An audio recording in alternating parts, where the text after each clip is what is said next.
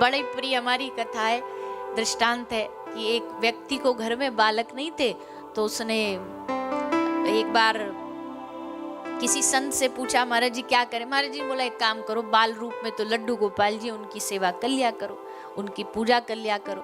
तो लड्डू गोपाल जी को ले आया, पूजा करने लगा।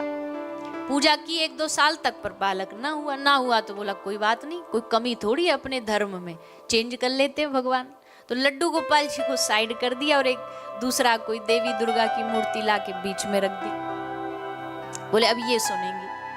अब ऐसा भाव रख करके देवी दुर्गा बीच में रख के अब रोज उनकी सेवा करता। एक धूप बत्ती लाया, आरती करी, देवी मैया के सामने धरी, पर धूप बत्ती धरी, सामने रखी, सामने पर उसका धुआं जा रहा था गोपाल जी की साइड में, क्योंकि धूप बत्ती तो टेढ़ी टेढ़ी चलती है ना, तो धुआं जा रहा था गोपाल जी की साइड में। गोपाल जी की साइड में धुआं गया तो उसने कहा अच्छा, हमारी मनोकामना पूरी करी नहीं और बैठे बैठे यहाँ सुगंध ले रहे हो, खुशबू ले रहे हो, ऐसे कैसे फ्री में ले देंगे।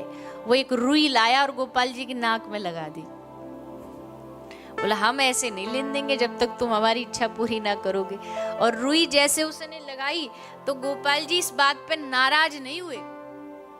गोपाल जी प्रसन्न होकर के इस भक्त के सामने प्रकट हो गए और उसको गले लगाए।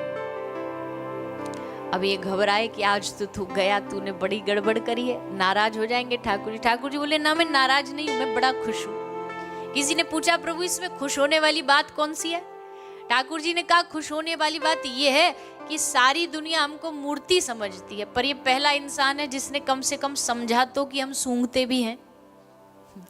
इतना समझा, हमारे लिए यही बहुत है। कम से कम इसने माना तो कि हम सूंघते, हमारे लिए यही बहुत है।